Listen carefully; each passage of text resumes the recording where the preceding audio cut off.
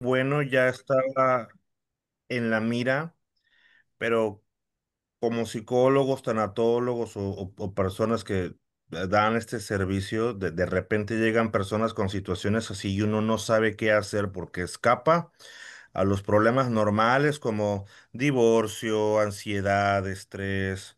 Entonces, sí, sí hay, sí, qué bueno este tema tan oportuno para seguir capacitándonos en, en este servicio que tenemos que tener. Bueno, nada más a comentarios, sí, a los que tengan ganas de conocer, busquen gerontología, busquen gericultura, son las atenciones biopsicosociales para el adulto mayor. Yo estudié eso en la UNAM hace ya como 10 años y también estudié en la parte de tanatología, tanatología gerontológica. No soy 100% en cuanto a mi práctica en adulto mayor, pero tengo una afinidad para con ellos y me ha dado mucho gusto trabajar en ese aspecto. Y pues cuando uno ve lo que se viene en cuanto a la parte social, en cuanto a la inversión de la pirámide demográfica, en cuanto a que puedes empezar a observar que hay kinderes y hay primarias que están cerrando porque ya no hay suficientes niños y cada vez hay más personas de entre 30, 35, 40, 45 años, pues te das cuenta que en 20 años todos vamos a estar viejos, ¿no? Entonces son temas que necesitamos abordar lo más pronto posible y que pues desde mi cancha, desde la parte tanatológica, me gusta mucho darles el foco. Súper, un gusto, Pablo, muchas gracias, muy enriquecedora tu ponencia. Muchas gracias. Y pues creo que ya nada más tiene dudas. Cualquier cosa, pues acá me pueden contactar. ¿Alguien Ahí, había levantado la mano? no sé Si si no, alguien le más. haremos pasar las dudas a nuestro ponente. Muchas gracias, de verdad, por la oportunidad. No, gracias a ti. Gracias y muchas gracias por aceptar la invitación. Ahí tenemos los datos y por quien guste contactarse con el tanatólogo, les podemos compartir su teléfono y también su página de Facebook, ¿verdad? Sí, sí, ahí anda. Digo, ya no la voy a poner para que ya pase el siguiente ponente, pero la puse un rato. Ojalá le hayan tomado captura y si no preguntan, no hay problema. Ok, muchas gracias. Rápido, rápido. Gracias. Adelante, Rafa, Ok, muy preséntanos el bien. siguiente. Claro que sí. Tenemos el gusto de contar también con la presencia de la psicóloga Salma Araceli Arcos Muñoz, licenciada en psicología. Ella estudió en la Universidad Popular Autónoma de Veracruz. Tiene como constancia profesional Sin Tristeza, cómo superar la depresión, un diplomado en psicología clínica de la sexualidad. Además, tiene un título en intervención psicoeducativa en autismo, en pautas para la detección del TEA en educación preescolar.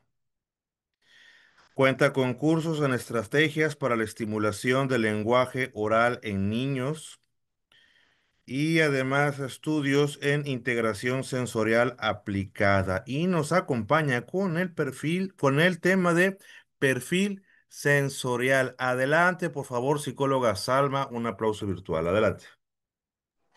Hola, muchas gracias. Buenas tardes. ¿Me escuchan bien? Perfecto.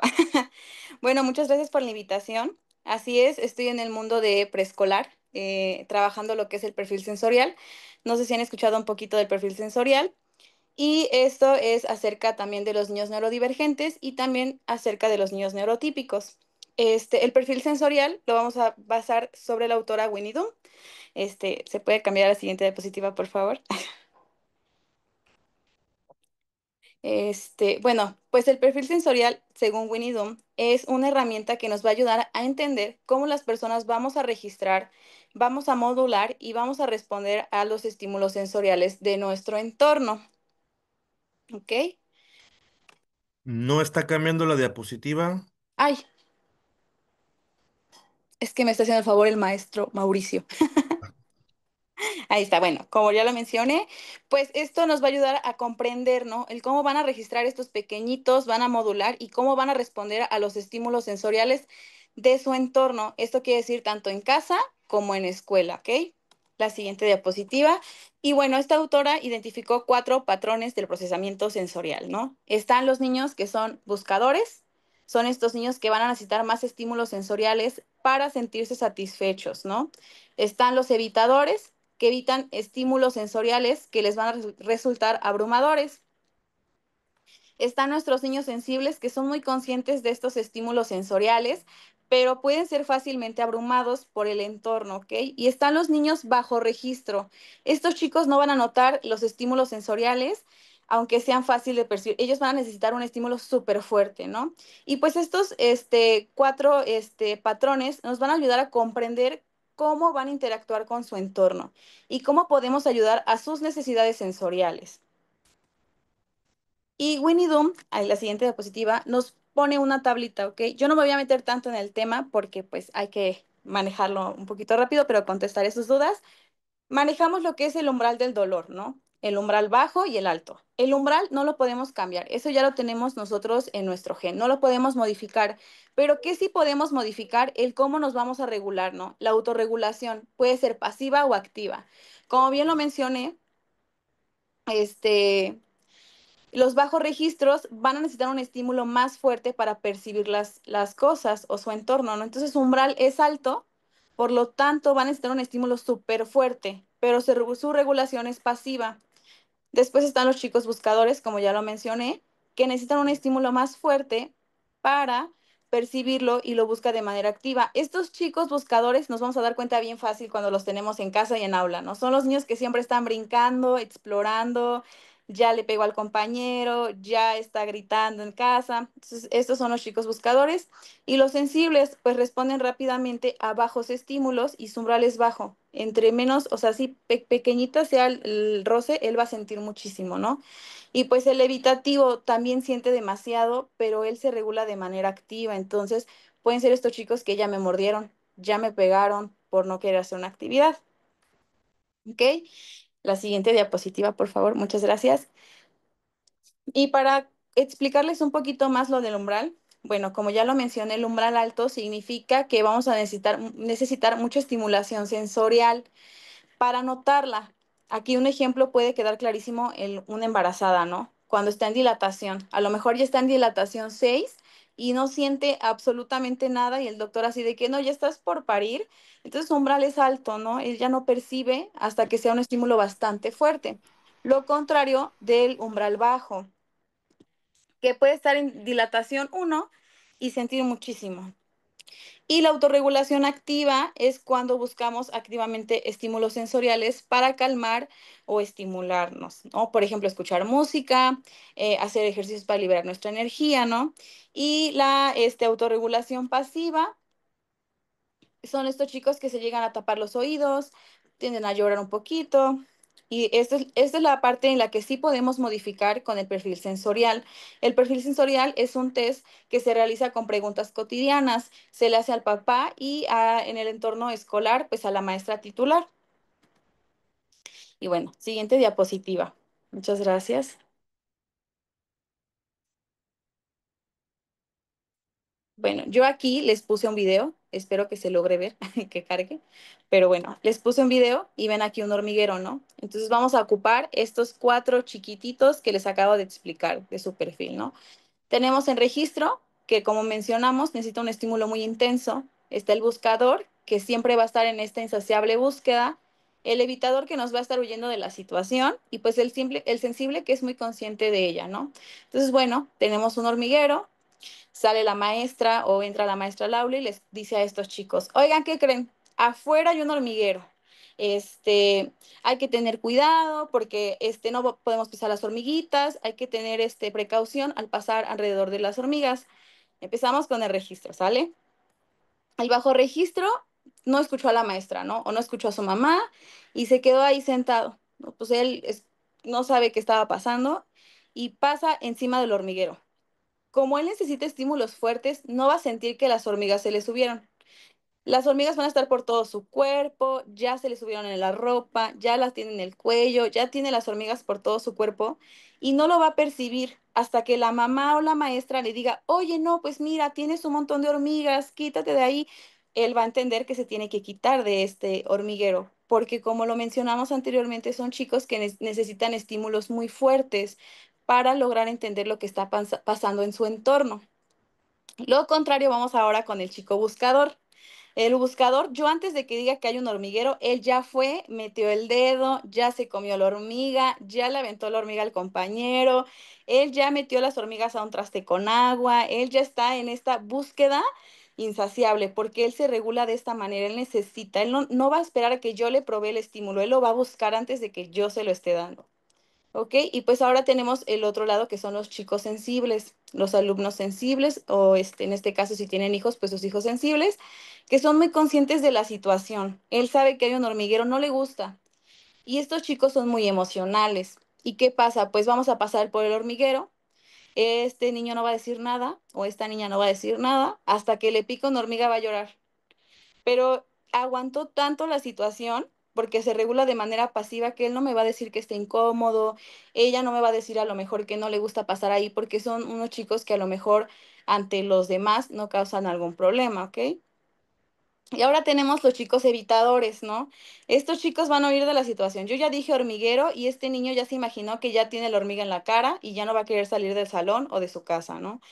Va a pegar, va a patear, él va a buscar la manera para no pasar por el hormiguero, ¿no? Va a evitar a toda costa que yo lo saque del aula para que pase al hormiguero, ¿no? O que lo conozca. Entonces, el perfil sensorial va de esto, ¿no? El conocer a los niños, el conocer cómo funciona su entorno, el cómo a lo mejor vamos a trabajar con ellos de manera activa. ¿Ok? Hasta ahí están mis diapositivas, pero les voy a poner unos ejemplos de un chico registro. Los bajos registros son chicos que siempre están como con sueño, quieren estar acostados, súper relajados y no va a haber fuerza humana quizás que los pueda activar. Y el perfil sensorial nos va a servir para comprender cómo ellos ven su entorno, ¿no? Si son sensibles auditivos, si son sensibles táctiles. Entonces nosotros al conocer su perfil sensorial vamos a determinar cómo trabajar con ellos en su entorno. Normalmente hay chicos también que tienen problemas con la alimentación, entonces pueden también ser sensibles orales y todo esto nos va a ayudar a cómo comprender y trabajar con ellos y que su entorno sea muchísimo mejor. Entonces, de esto va el perfil sensorial. En este caso, no hay mucha desinformación también de que se está haciendo muy popular el tema de que, ay, pues pónganlos en columpios y pelotas y mordederas sensoriales, pero si nosotros no conocemos el tema o conocemos al niño, pues no nos va a servir de nada poner una pelota a un niño que no tiene un tono muscular fuerte. Al contrario, lo va a desregular y en vez de tenerlo en una fase pasiva, lo vamos a tener en todo lo contrario, va a estar más enojado, va a estar a la defensiva, ya me va a morder, lo que antes no hacía. Es por eso que es importante conocer el perfil sensorial de cada uno de nuestros niños y poder trabajar de la mano tanto con maestras, el área escolar, como padres de familia, que es el pilar principal, ¿no? Pues la familia.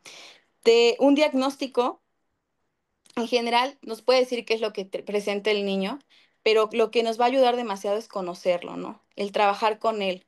Sí está bien que tenga a lo mejor un diagnóstico con TEA, pero ¿qué podemos hacer por él, no? ¿Qué podemos trabajar de manera personalizada? Hasta ahí terminan mis diapositivas. No sé si tengan alguna duda, si me fui muy rápido, si quieren que me regrese un tema o les dé más ejemplos.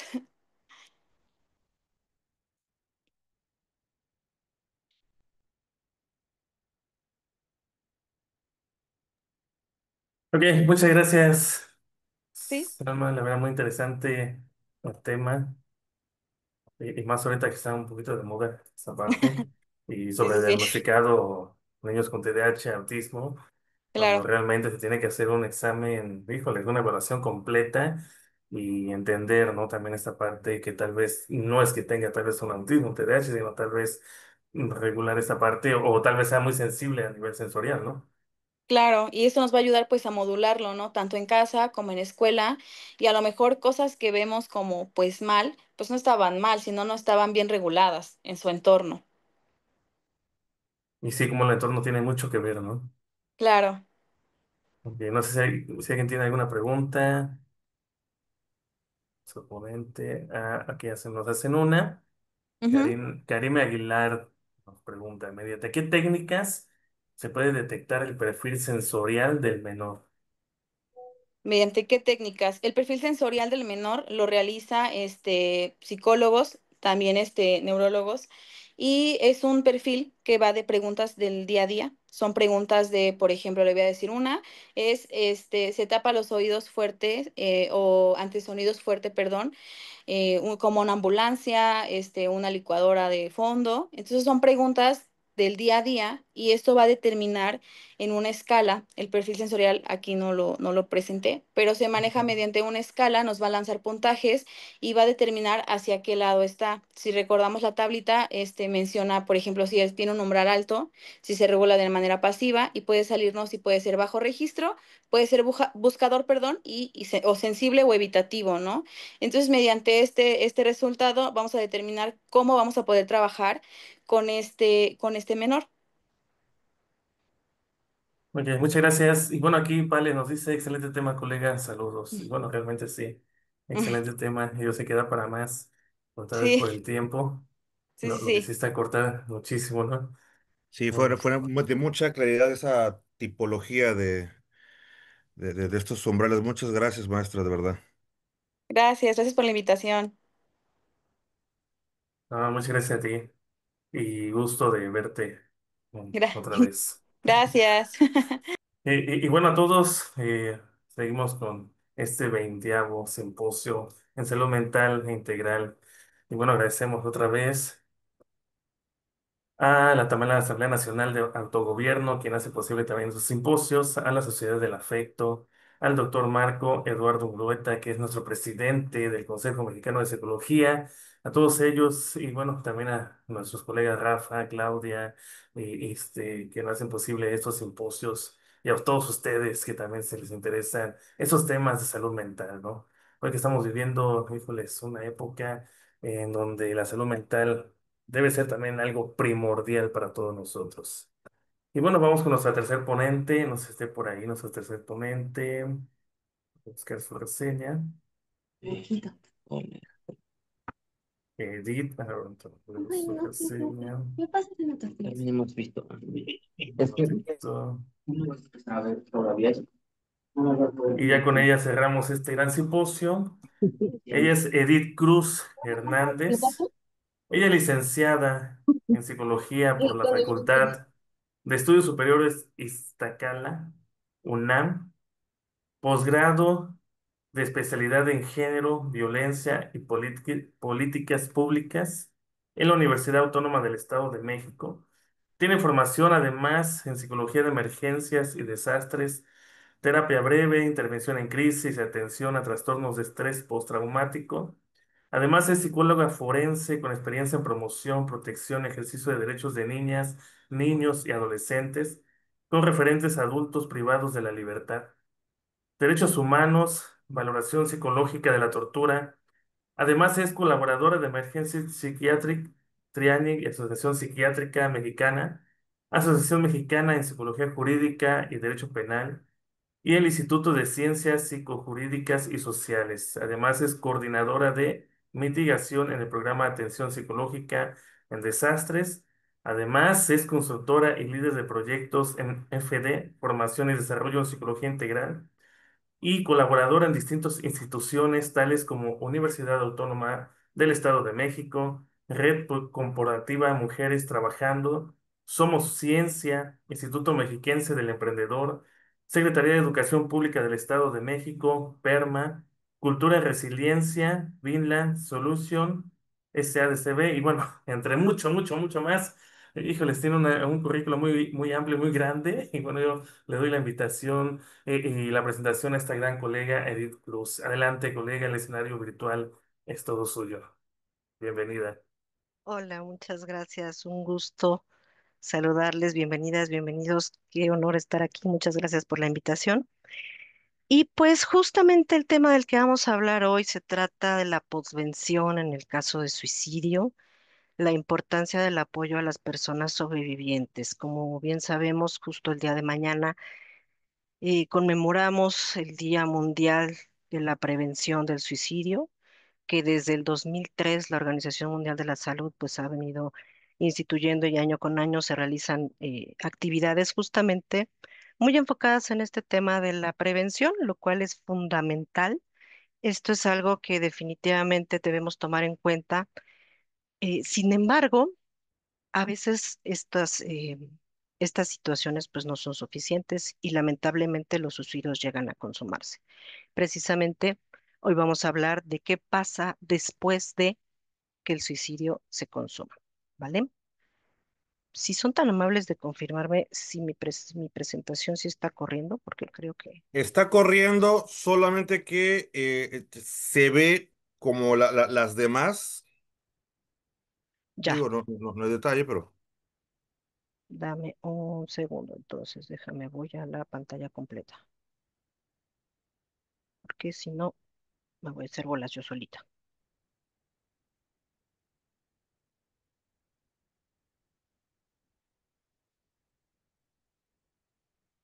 ¿Listo? sí. Perfecto. Ok, ¿por qué es importante hablar de este tema? Pues vamos a empezar justamente hablando un poco a grandes rasgos del suicidio, tal cual, ¿no?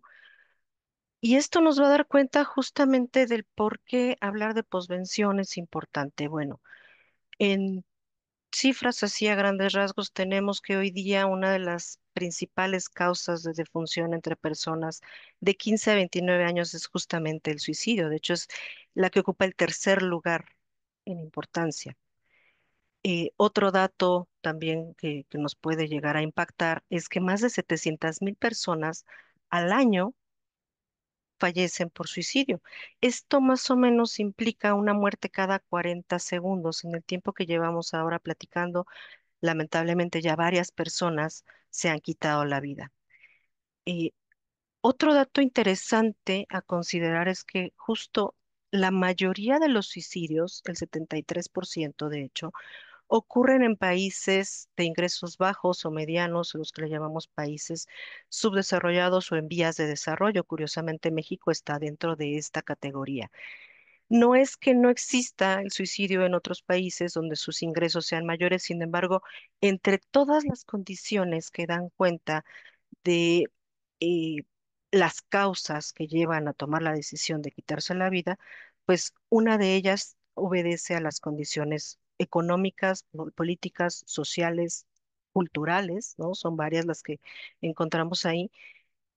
Y precisamente estos los encontramos más pues en estos espacios, ¿sí?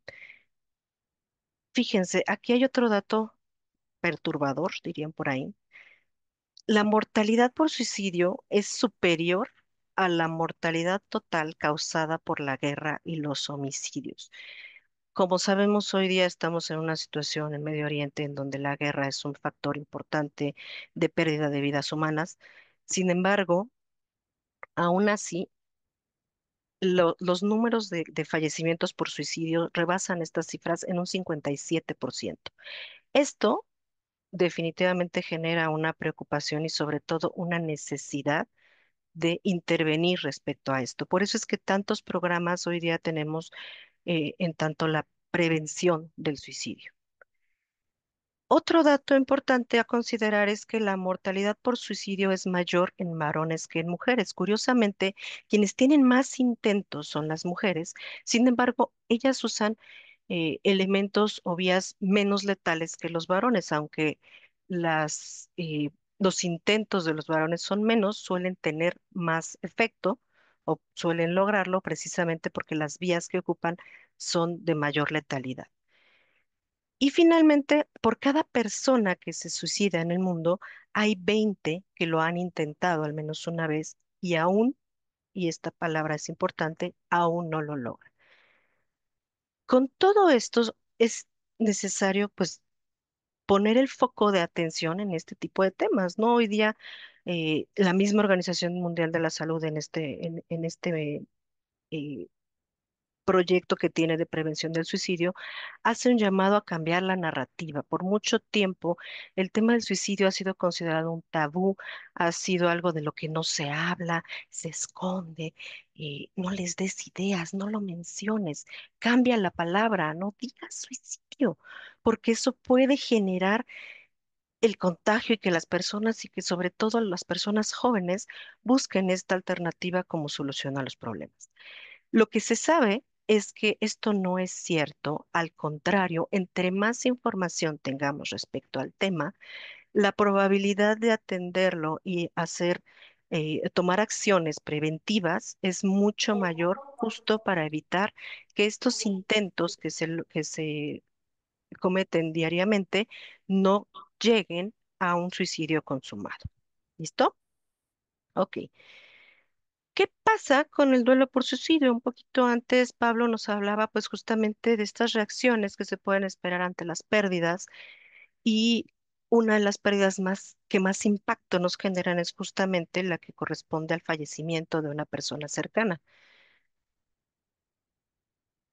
Hay como diferentes maneras de expresión del duelo y depende mucho también justo del tipo de fallecimiento o las causas por las que la persona ha perdido la vida.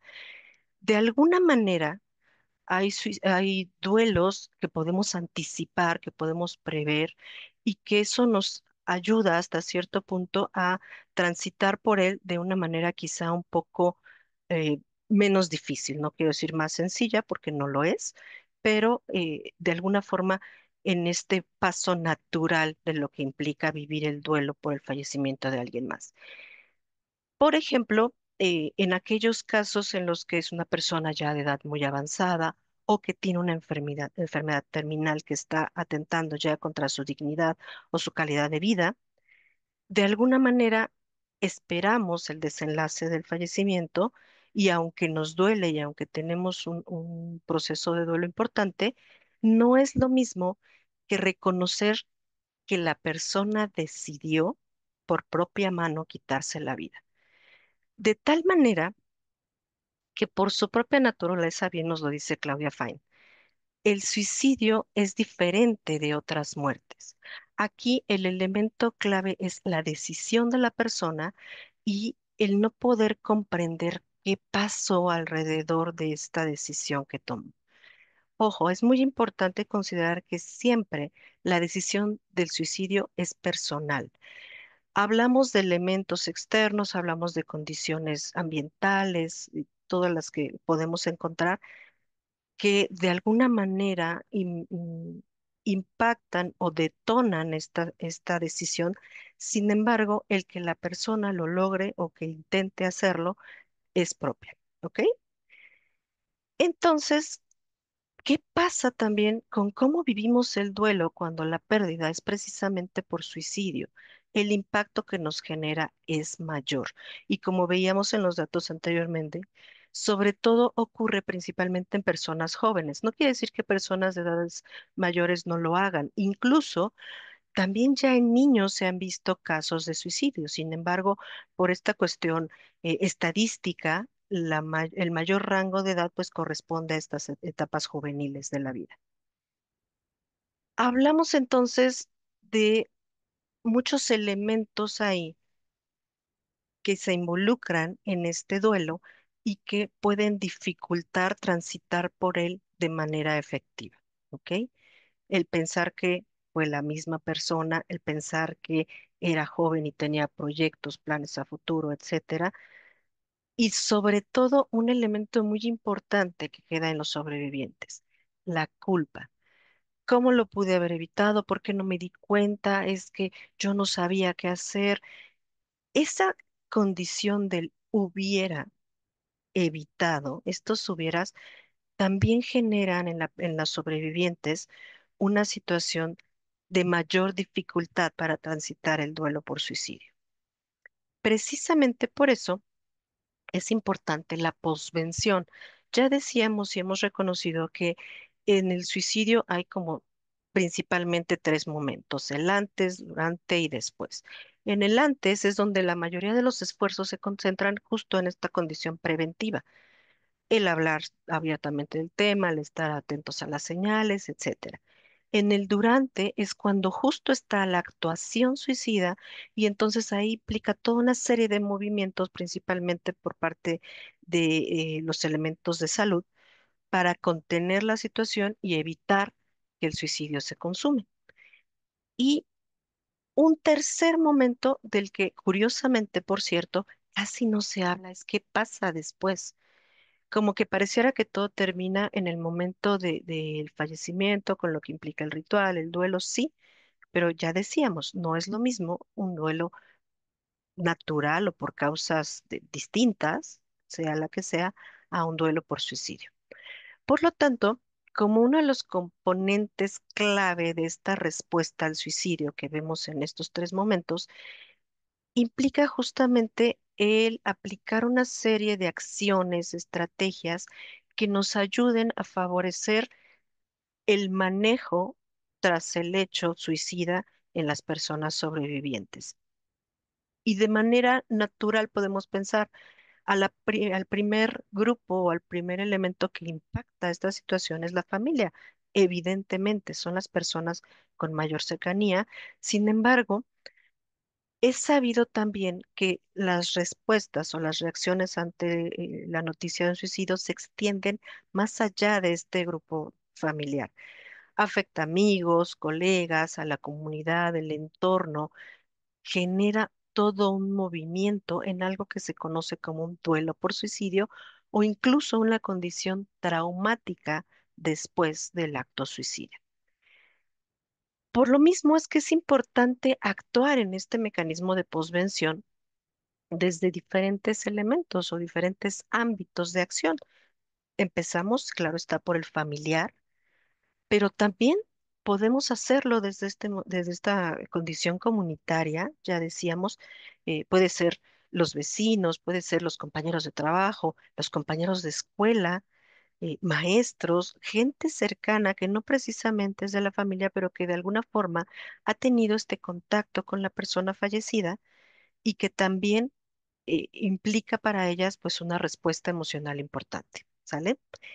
Y trasladémoslo también ya no solo a estos momentos como más cercanos, sino qué pasa con la condición institucional, el trabajo, la escuela, las personas que a lo mejor no convivían tan de cerca con la persona fallecida, pero que sin embargo también saben o supieron de la situación y entonces también implica para ellos una respuesta emocional importante. ¿Cuáles son algunas de las situaciones o de las tareas que tendríamos que considerar para que en estos tres ámbitos podamos trabajar adecuadamente en la posvención? Uno es lograr que se comprenda que hay implicaciones distintas por el hecho de que es suicidio. No lo podemos manejar como si fuera cualquier otra situación de muerte o de pérdida, porque ese elemento es crucial. Al hacerlo también vamos a tener una ventaja en el momento de la intervención con las personas, justo para empezar a reconocer en ellas algunas señales que nos den cuenta de que ese proceso de duelo está siendo llevado no de la mejor manera y puede volverse patológico. Y por lo tanto también la importancia de atender a esas reacciones para poder prevenir quizá un nuevo evento de suicidio. Por ahí se menciona mucho como de esta condición de contagio del suicidio. No es que se contagie como tener gripe, ¿no? Sino que se puede llegar a reconocer, sobre todo en personas más jóvenes, que esta es una vía de salida útil, entre muchas comillas, ante los problemas que se tienen en el día a día. Otro factor de riesgo también es en los hijos que sobreviven al suicidio de alguno de sus padres, donde eh, precisamente esta condición de decir, bueno, no le importó su vida, significa que no le importó nada, por lo tanto, no le importé yo, de alguna forma también es como conocer esa vía de salida, ¿ok? Sabemos que eh, es una solución permanente a problemas temporales. Sin embargo, la persona que está en esa condición de tomar una decisión suicida, pues en ese momento solo detecta que es como la única vía. Imagínense que es como en esta visión de túnel, en donde lo único que se ve es la luz al final. Y eso les impide a las personas con estas condiciones ver todas las posibilidades de solución a los problemas. y por lo tanto optan por esta situación del suicidio. ¿Ok? Otra tarea que también es importante es precisamente el generar estas recomendaciones específicas de prevención y protección a los y las sobrevivientes de suicidio. La familia, el entorno inmediato, ¿sale? Es importantísimo. ¿Cuál es la clave o el objetivo de la posvención en casos suicidas? Pues justamente abordar el duelo que implica el hecho y prevenir este efecto que mencionábamos, una suerte de contagio en donde la exposición al tema del suicidio puede ser que de alguna forma sea un factor de riesgo para otras personas, como lo habíamos mencionado, ¿sale? Lo más importante es que a partir de hacerlo también va a facilitar justo el proceso de elaboración y de resignificación de la pérdida. ¿Listo? ¿Qué pasa con las personas que estamos en esta intención de apoyar en este momento a los sobrevivientes del suicidio? Hay que tomar en cuenta principalmente estos elementos que tenemos en la pantalla. Uno, la temporalidad, ¿ok? Eh, puede ocurrir que en cuanto nos enteramos del evento, pues quizá como en esta intención de apoyo, de ayuda, de pronto se vuelve un furor curandis de vamos, apoyamos, hacemos, córrele, y queremos llegar a hacer la intervención inmediata.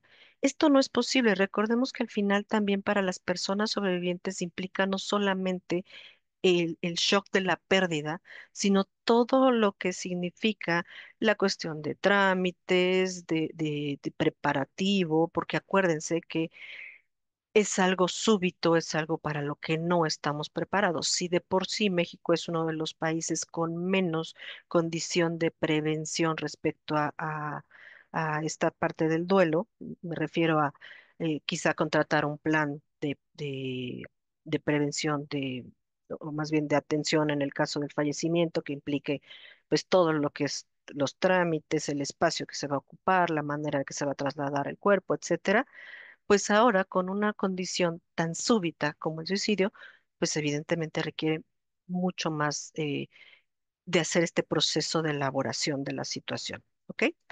¿Qué es lo que recomienda la Organización Panamericana de la Salud? Bueno, dejar pasar un plazo de alrededor de 48 a 72 horas posteriores al evento para empezar a planear esta condición de posvención.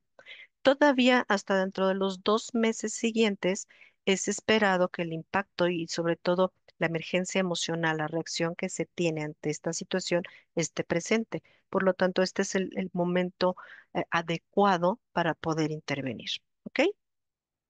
Muy importante tomar en cuenta el contexto. En esta misma intención de ayuda en la que queremos hacer algo, sobre todo si esto sabemos que ocurrió quizá en nuestro espacio laboral o quizá en nuestro espacio académico, pues es esta intención de salir y hacerlo, pero no podemos intervenir y esperar que una intervención sea correcta, adecuada y sobre todo que tenga el impacto que queremos, positivo y de apoyo real, si no lo organizamos de manera adecuada, si estamos eh, en esta muy buena intención, pero poca preparación, lo más importante, recordemos, es respetar la necesidad de las personas sobrevivientes y las condiciones en las que se encuentran en ese momento para poder o no intervenir. ¿Sale? Algo muy importante y que tiene que ver con esto, a veces también caemos en esta sobreprotección o sobreintervención en donde eh, pareciera más nuestra angustia por ayudar que la necesidad de las personas. Y recordemos que esto también en los sobrevivientes de cualquier duelo, pero en particular de suicidio, puede generar como cierta resistencia, no solo porque todavía está en ese momento natural de entender qué está pasando, quizá todavía de la negación del hecho, sino que además puede sentirse abrumada por personas ajenas, por personas que están queriendo saber de la situación, cómo estoy, pues cómo esperas que estés, si se acaba de morir mi hijo, ¿no? O mi papá, etcétera. Entonces, tomemos en cuenta también esta situación, ¿sale? Tomando también en consideración en qué espacio podemos empezar, ya decíamos, en el familiar, en el de la comunidad o en el de laboral o académico, pero quizá no en ese orden, sino más bien en el que corresponde a la posibilidad de hacerlo y de hacerlo bien, ¿sale? Importante tomar precauciones justamente para evitar el efecto contrario a lo que queremos lograr. Uno de ellos es evitar la romantización o la glorificación del suicidio. Culturalmente también tenemos esta tendencia a ver a la muerte como en esta parte, eh, pues sí, romántica, ¿no? Y tenemos ese claro ejemplo que nos dejó Romeo y Julieta, qué romántico, mira, se murió por ella, es que se quitó la vida. Ese tipo de expresiones que aprendimos y que no, quizá no cuestionamos, las damos por hecho y que además las vemos muy lejanas, vamos a evitar traerlas al momento de la posvención, porque entonces puede generar un efecto totalmente opuesto a lo que queremos realmente lograr. ¿Ok? Evitar también la culpabilización de la víctima. Si bien es cierto, como decíamos, la decisión es personal, tampoco es echarle la culpa. Aquí hay otra situación y otra tendencia natural también, como apareciera que una vez que la persona fallece, todo lo malo, lo negativo que en algún momento pudo haber tenido, desaparece automáticamente y entonces empieza una situación de qué bueno era, es que no te tocaba, etcétera, ¿no? Seamos realistas, pero seamos también muy empáticos y muy sutiles precisamente a la hora y en el momento de referirnos a la víctima, que en este caso es la persona que cometió el suicidio. ¿Listo? Evitar a toda costa dar detalles excesivos. Las personas no necesitan saber qué pasó, dónde estaba, cómo lo hizo, cómo lo encontraron. Eso está de más. No solo es irrespetuoso para la memoria de la persona fallecida, sino además también puede generar una situación de victimización hacia las personas que escuchen ese relato. Evitémoslo, ¿ok? Además, tampoco es algo que necesariamente nosotros vamos a conocer a detalle. ¿Listo?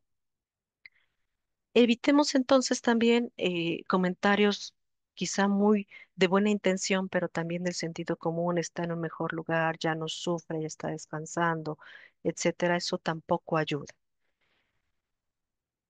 En algunos espacios se realizan como estos ceremonias o como ciertos rituales en memoria de las personas fallecidas. En el caso del suicidio hay quienes también lo proponen. Aquí hay que ser muy cuidadosos en tanto la posibilidad de lograrlo o no, porque no sabemos cuál pueda ser la respuesta de la persona o de las personas que lo están planteando, ¿no? A lo mejor, si, no sé, por poner un ejemplo, es una escuela, una universidad. Tal vez este ejercicio sea pertinente en el grupo en el que la persona estaba, pero no necesitas abrirlo a toda la generación o a toda la facultad. ¿Me explico? Entonces, vamos a tener cuidado también en cómo tomamos esta parte. Y algo fundamental, prioritario, que sí o sí tenemos que hacer todas las personas que trabajamos en los temas relacionados con la salud y en particular con la salud mental, el autocuidado.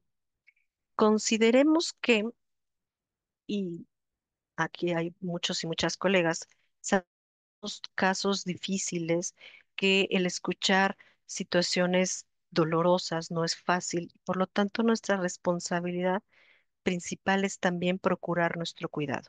En el caso de la posvención por suicidio, vamos a tomar en cuenta que vamos a trabajar de manera simultánea con dos tipos de pacientes o consultantes, los sobrevivientes y nosotros mismos, porque también para nosotros hay un impacto. Busca ayuda si es necesario, si es una condición de atención grupal y el grupo es grande, procura estar acompañado, acompañada por alguien que te pueda dar ese soporte, de estar atento quizá a ciertas señales que puedan tener las personas y sobre todo a cerrar un proceso que pudiste haber abierto y si te vas y no lo haces, también puede ser un riesgo para las personas, aun cuando tu intención haya sido la mejor. ¿Sale? Entonces, busca ese cuidado, procura quizá tener una supervisión, habla el hecho, busca ese espacio de esa manera de cuidarte. ¿Va? ¿Cuáles son algunos elementos o algunos indicadores del duelo que requieren consulta? Ok, ya estamos suponiendo que ya hicimos este ejercicio de posvención y sin embargo todavía después de este periodo que hablábamos entre las 48 hasta todavía los 2 meses posteriores, aun cuando se haya hecho, quizá haya personas a las que se les dificulte más este proceso de elaboración. Justo por lo que mencionábamos al principio, una condición principalmente culposa, en donde todavía están muy presentes estos pensamientos de qué pude haber hecho, cómo lo pude haber evitado, o de mí dependía de alguna manera, ¿ok? Tomemos en cuenta este elemento de la culpa. Otros factores que además nos sirven, no solamente en el caso de posvención, sino también de prevención, en estas señales que tenemos que estar atentos y atentas justo para contener una posible situación de suicidio, cuando observamos una condición de irritabilidad extrema, cambios de humor constantes, que al principio pueden estar relacionados, si es natural que lo estén, con el propio fallecimiento, pero sí también lo natural es que con el paso del tiempo, estos indicadores o estas reacciones también vayan poco a poco disminuyendo. Si vemos que no cambian nada, siguen siendo en esta constancia, hay que poner atención, ¿sale? La persona también puede mostrar ira a quienes le dieron la noticia o hacia el personal sanitario que no pudo hacer más. También es parte un poco del propio proceso natural de elaboración del duelo, en donde la ira, ese enojo, puede ser con los doctores que no hicieron nada, contigo, mamá, que no te diste cuenta cómo estaba tu hijo, conmigo porque dormíamos juntos, ¿cómo no me di cuenta? ¿No? Eh, con muchas cosas. Entonces hay que poner atención. Insisto, hay situaciones esperadas, naturales, pero cuando vemos que esto ya sobrepasa esta parte de normalidad hasta cierto punto, pues hay que poner atención. ¿Listo? Pensamientos negativos o recurrentes sobre la muerte que no cesan, poner en práctica conductas de riesgo porque la vida ha dejado de preocuparle o de tener valor para la persona sobreviviente. Quizás situaciones que antes no se había notado, pero que hoy sí son muy significativas. ¿Ok? Ya decíamos, no es que se contagie el riesgo suicida, pero sí puede haber como un poco más persistencia o más esta intención o esta ideación que puede llegar a la consumación de un nuevo suicidio en personas muy cercanas. Entonces, estemos atentos. Sintomatología depresiva mantenida, que, ojo, no corresponda con la propia tristeza esperada de la pérdida, sino ya en una condición de depresión que va más allá de esta situación. ¿Ok? Reacciones mantenidas de entusiasmo o alegría inadecuados.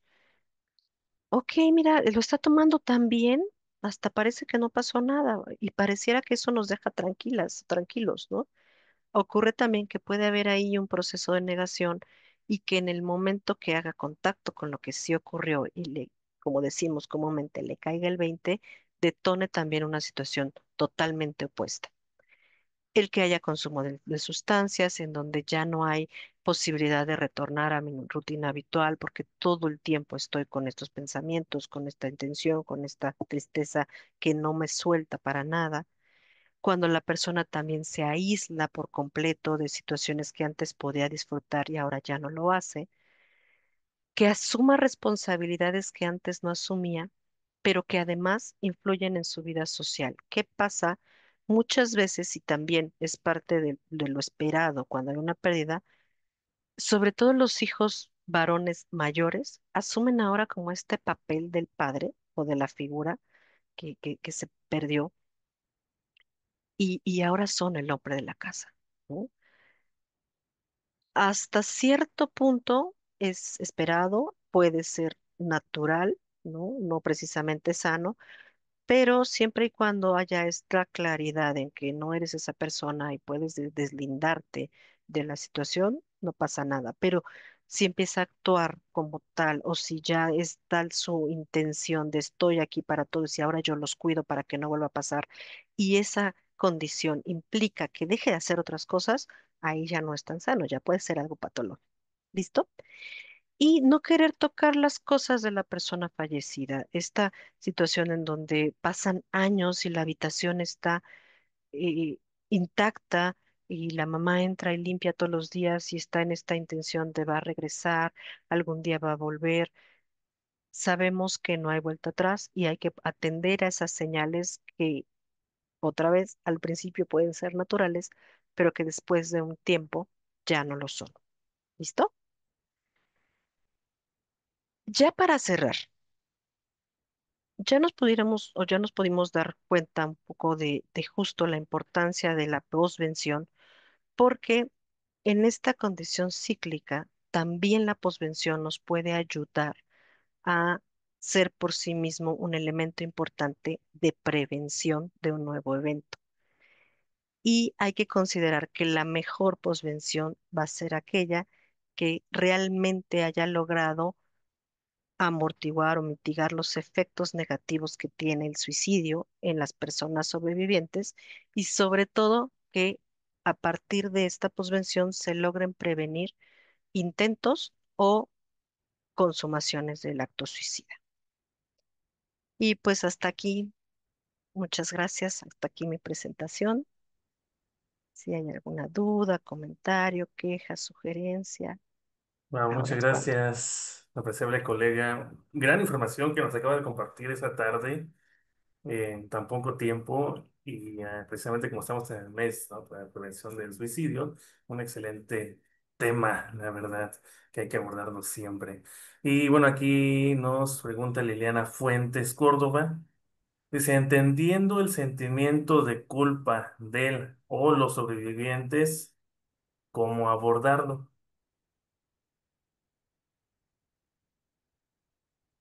Justamente es importante, mm, perdón, Brenda, ¿viste?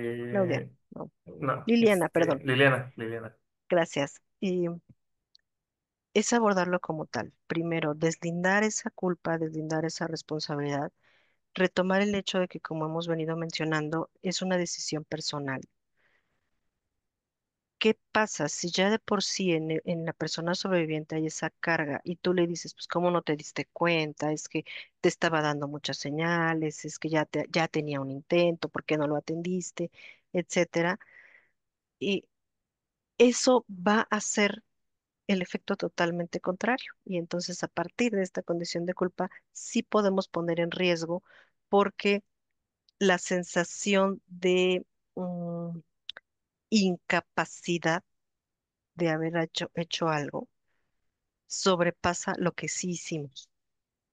Incluso en términos de estrés postraumático, está comprobado que la persona valora y eso genera también una condición de trauma posterior. ¿Qué hice mal? ¿Por qué no lo contuve? ¿Por qué no lo evité? Y en esa valoración de lo que se hizo mal, hay un impacto emocional impresionante.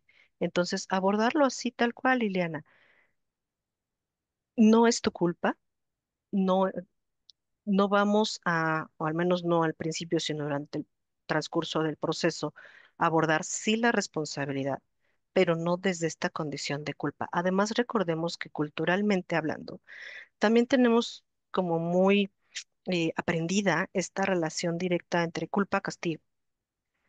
Y entonces, cuando me siento culpable, necesito que algo, alguien me castigue. Y si no hay un juez, un maestro, mi mamá, mi papá que lo haga, quien me va a castigar voy a ser yo misma. Y entonces sí podemos generar una condición traumática. No sé si resolví tu duda o la amplié más, Liliana. No, yo creo que sí, porque explica de una manera muy sencilla y muy entendible. Muchas gracias. Gracias. Freddy Damián, bueno, aquí hace solamente un comentario, dice, yo amo a la ponente. Gracias. Y Irma Viviana dice, en las pláticas siempre se habla sobre la prevención, ¿Qué tan factible sería realizar las pláticas de posvención en alumnos de media superior? Es lo ideal, Irma, es lo ideal abordar el tema del suicidio en estos tres momentos, antes, durante y después. Decíamos durante esta charla, ¿no? Generalmente nos enfocamos mucho en este antes. Y sí, está fabuloso. ¿Por qué? Porque lo ideal es que esto no pase. O sea, en un mundo ideal no tendríamos que estar hablando aquí de este tema, ¿no? Sin embargo, como decíamos, a veces a pesar de todos estos esfuerzos, pues lamentablemente el suicidio se consuma. O quizá no hay la información suficiente, o quizá todavía en esta condición de tabú respecto al suicidio, pues se evita hablar del tema. Es muy fácil decir a las personas, ay, no estés triste, ay, no exageres, ay, es que, o sea, ¿cómo crees que te vas a matar por ese cuate que además está re feo, ¿no? O sea, minimizamos el riesgo, no atendemos las señales y eso lamentablemente tiene consecuencias que derivan literalmente en la pérdida de la vida humana. Entonces, creo que sí, regresando a tu pregunta, Irma, abordarlo en estos tres momentos y sin dejar de lado la posvención, que como les decía, Ujú. curiosamente, muchos, incluso personal de salud y de salud mental, no tenemos como esta claridad de que esto pase, ¿no? Como que pues, ya pasó y ahí se suelta a la persona. Pues, trabajemos mucho en estos temas. Muchas Gracias. gracias. Y ya una última pregunta por parte de la colega psicóloga Magda Sánchez. Nos pregunta, ¿qué recursos recomendaría para quienes desean capacitarse en postvención? Gracias, Magda. Pues justamente que te acerques a instituciones serias, formales que trabajan con el caso del suicidio. En mi caso, yo he tenido mucha preparación justamente a partir del CREAS Iztacala, que es el Centro de Atención a Respuesta a Emergencias y Suicidio, que surge a partir de la necesidad que se observa en la facultad de atender precisamente estas situaciones de riesgo suicida en originalmente alumnos y alumnas de la facultad, pero que ya también se ha extendido a la comunidad en general. Ellos hacen mucho trabajo de difusión de estos temas. Está también la Asociación Mexicana de Suicidología.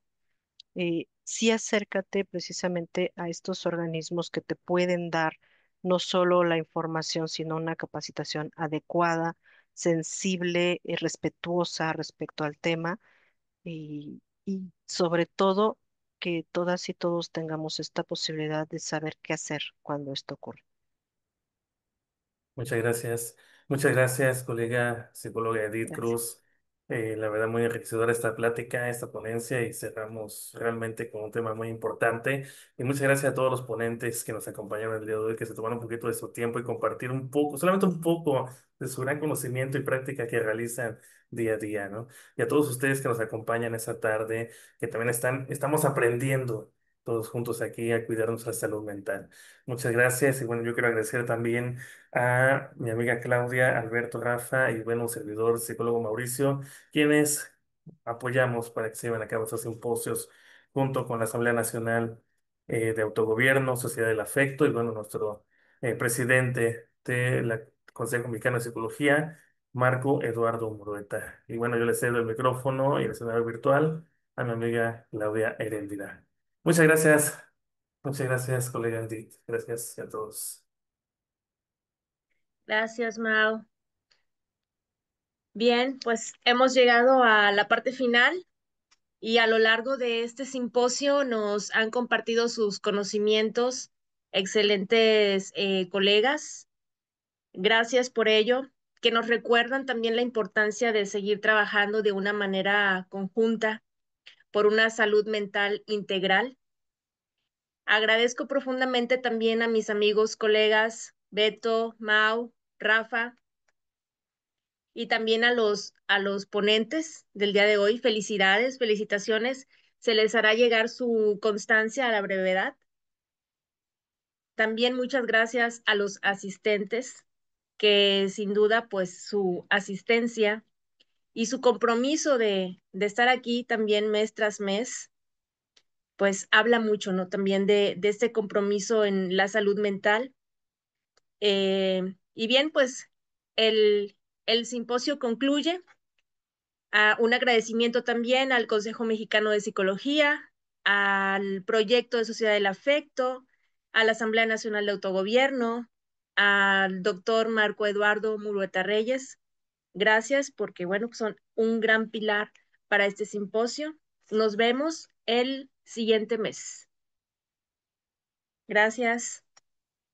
Hasta luego. Adiós. Luego, bye bye, Adiós. cuídense Gracias. mucho. Gracias a todos. Chao.